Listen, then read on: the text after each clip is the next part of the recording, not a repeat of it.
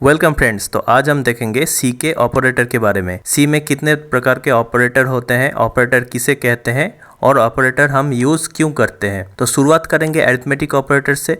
इसके बाद है relational, logical, assignment, bitwise, miscellaneous, different type के ऑपरेटर सी पर मौजूद है। इसके बारे में हम डिस्कस करेंगे और इंटीजर और फ्लोट के बीच में एक मसला है, उसको भी हम आज सुलझा देंगे। तो चलिए शुरू करते हैं।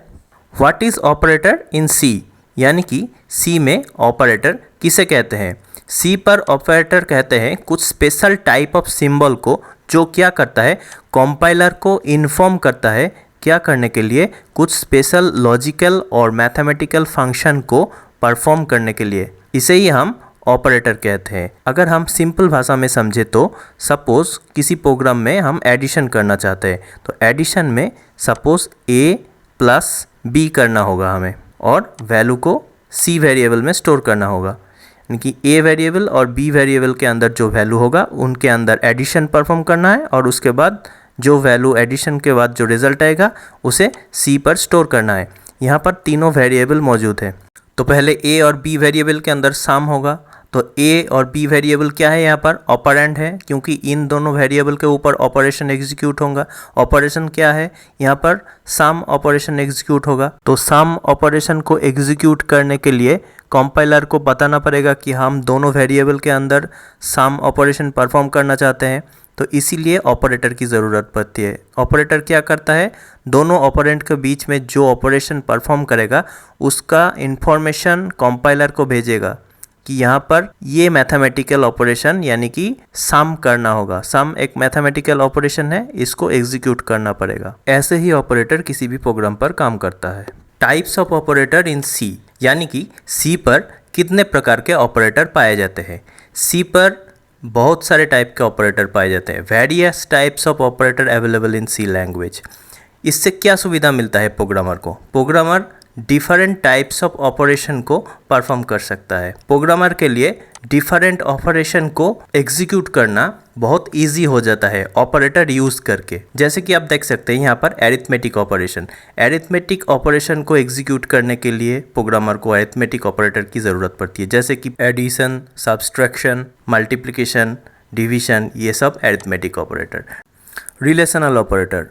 रिलेशनल ऑपरेटर का यूज़ हम तब करते हैं जब दोनों वेरिएबल को कंपेयर किया जाता है। देखा जाता है कि एक वेरिएबल का वैल्यू दूसरे के समान है कि नहीं, दूसरे से कम है या ज़्यादा है। इसके बाद आता है असाइनमेंट ऑपरेटर। असाइनमेंट ऑपरेटर का काम होता है कि एक वेरिएबल के अंदर कैसे वैल्यू को स्टोर किया जाए। मान के चलिए एक प्रोग्राम के चलते आप वैल्यू को इनपुट ले रहे हैं। इस इनपुटेड वैल्यू को आप कैसे एक वेरिएबल के अंदर स्टोर करेंगे। इस इनपुटेड वैल्यू को अगर आपको वेरिएबल के अंदर स्टोर करना है तो आपको असाइनमेंट ऑपरेटर की ज़रूरत पड़ेगी। या फिर एक प्रोग्राम के चलते एक रिजल्ट जनरेट हुआ है, इस रिजल्ट को आप कैसे एक वेरिएबल के अंदर स्टोर करोगे, इसके लिए आपको असाइनमेंट ऑपरेटर की ज़रूरत पड़ेगी। क्योंकि असाइनमेंट ऑपरेटर का काम ही होता है कि वैल्यू को किसी वेरिएबल के अंदर असाइन करना। इसी तरह लॉजिकल ऑपरेटर है, बिटवाइज ऑपरेटर है, मिसलेनियस ऑपरेटर है।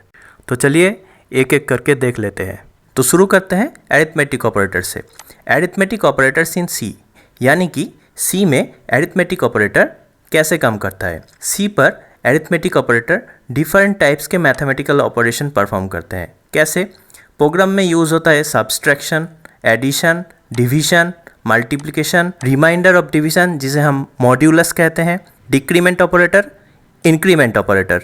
सी पर टोटल 6 अरिथमेटिक ऑपरेटर है, जिससे मेजर मेनली 2 टाइप में डिवाइड किया जाता है। एक होता है बाइनरी ऑपरेटर और दूसरा होता है यूनरी ऑपरेटर।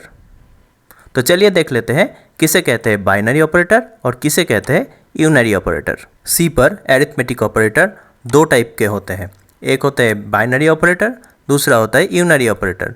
तो पहले आते हैं कि इसे क्यों बाइनरी कहते हैं और इसे क्यों यूनरी ऑपरेटर कहते हैं।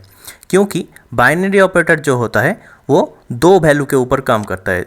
मान लीजिए सपोज a प्लस बी करेंगे, हम a प्लस बी का सम करेंगे, तो यहाँ पर क्या होगा, हम वैल्यू देंगे a का और b का वैल्यू देंगे, 2 + 3 करेंगे और रिजल्ट निकल कर आएगा 5। तो यहाँ पर 2 और 3 ऑपरेंड है और प्लस ऑपरेटर यूज़ हुआ है और 5 रिजल्ट आया है। तो ये दोनों दो वैल्यू के ऊपर काम करता है। 2 और 3 दो सेपरेट वैल्यू है, दो सेपरेट वैल्यू के अंदर काम करता है, इसीलिए इसे बाइनरी ऑपरेटर कहते हैं। यूनरी ऑपरेटर सिंगल वैल्यू पे काम करता है। जैसे मान के चलिए किसी प्रोग्राम पर ज़रूरत होता है जब लूप का, हम लूप तो अभी नहीं बताए हैं, बाद में बताएंगे। तो लूप में क्या होता है, हर एक बार जब लूप घूमता है तब एक बार करके एक पॉइंट करके के वैल्यू इंक्रीज करना पड़ता है। तो इसीलिए हम इंक्रीमेंट डिक्रीमेंट ऑपरेटर का यूज़ करते हैं। जैसे मान के चलिए ए का वैल्यू फर्स्ट साइकिल पे था 1, उसके बाद 1 पॉइंट इंक्रीज करेगा, तो हम ऐसे कर देंगे आई प्लस प्लस, यानी कि ए प्लस प्लस अगर हम कर देते हैं तो इसे ए प्लस प्लस अगर कर देंगे तो इसका वैल्यू लूप उस साइकिल के एंड में 2 हो जाएगा। उसके बाद फिर लूप घूमेगा, फिर ए प्लस प्लस यानी कि वैल्यू के साथ फिर 1 ऐड हो जाएगा, फिर 3 हो जाएगा वैल्यू।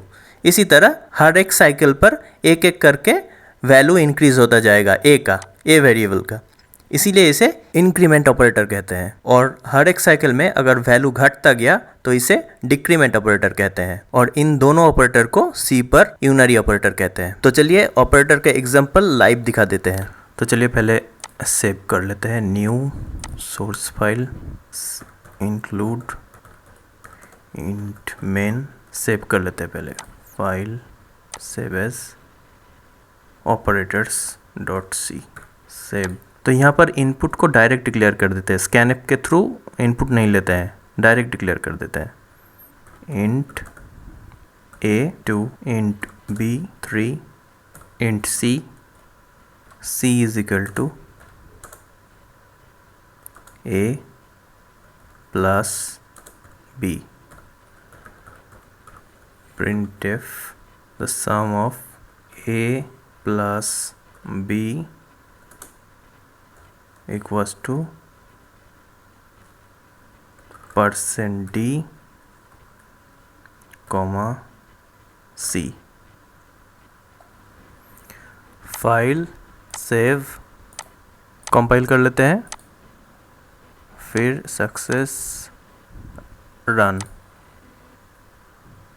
ये रहा रिजल्ट। तो यहाँ हम देख सकते हैं यहाँ पर सम ऑपरेटर का यूज़ हुआ है।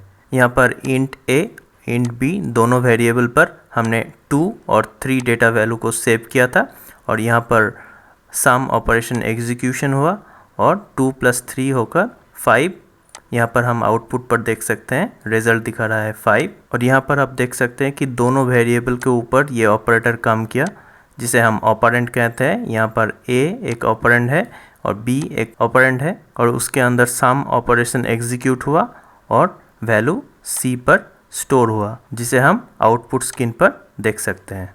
तो इसी तरह बाकी ऑपरेटर का भी लाइव एग्जांपल देख लेते हैं। तो वापस चलते हैं वही प्रोग्राम पे, सिर्फ यहाँ पर ऑपरेटर हम चेंज कर देंगे, इससे ही हमको ऑपरेटर का काम दिख जाएगा। यहाँ पर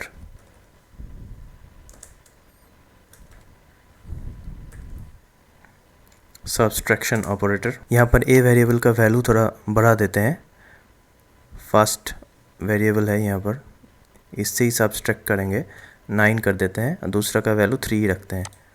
तो रिज़ल्ट 9 - 3 होकर 6 दिखाएगा। यहाँ पर देख लेते हैं -b, पहले कंपाइल कर लेते हैं, एग्जीक्यूट कंपाइल, हो गया कंपाइल, अब रन करते हैं। तो ये रहा सब्सट्रैक्शन का रिजल्ट। सेम तरीके से मल्टीप्लिकेशन देख लेते हैं।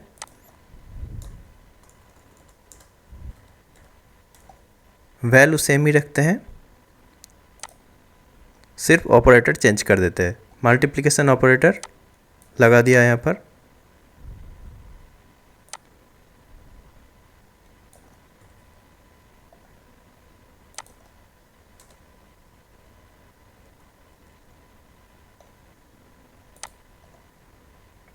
सेव कर लेते हैं, कंपाइल, रन करते हैं। तो ये रहा मल्टीप्लिकेशन ऑपरेटर का यूजेज। तो चलिए डिवीजन ऑपरेटर भी देख लेते हैं। डिवीजन ऑपरेटर, वेरिएबल का वैल्यू सेम ही रखते हैं, यानी कि रिजल्ट आएगा 9/3 = 3।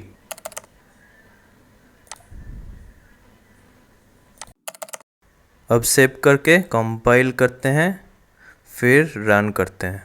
तो ये रहा डिवीजन ऑपरेटर का यूजेज। अब देख लेते हैं मॉड्यूलस ऑपरेटर कैसे काम करता है। मॉड्यूलस ऑपरेटर एक वेरिएबल को दूसरे वेरिएबल से डिवाइड करने के बाद जो रिमाइंडर बचता है वही डेटा स्टोर करता है और रिजल्ट में शो करता है। तो चलिए देख लेते हैं लाइव पर। तो चलिए मॉड्यूलस ऑपरेटर को देख लेते हैं। यहाँ पर सिर्फ वेरिएबल का वैल्यू चेंज कर देते हैं, जिससे विभाजित होगा वो वाला वेरिएबल का वैल्यू 3 से 4 कर देते हैं। 9 डिवाइड 4 होगा, तो यहाँ पर हम 1 रिमाइंडर के रूप में देखेंगे। a%b परसेंट होता है मॉड्यूलस ऑपरेटर, और मॉड्यूलस ऑपरेटर यूज़ करके देख लेते हैं रिजल्ट क्या मिलता है।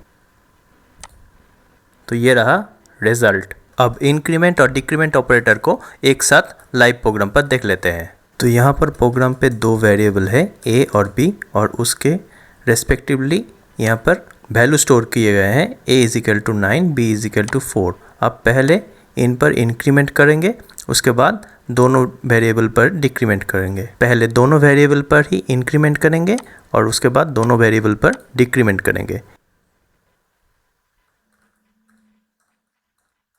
अब कंपाइल करके रन करके देखते हैं।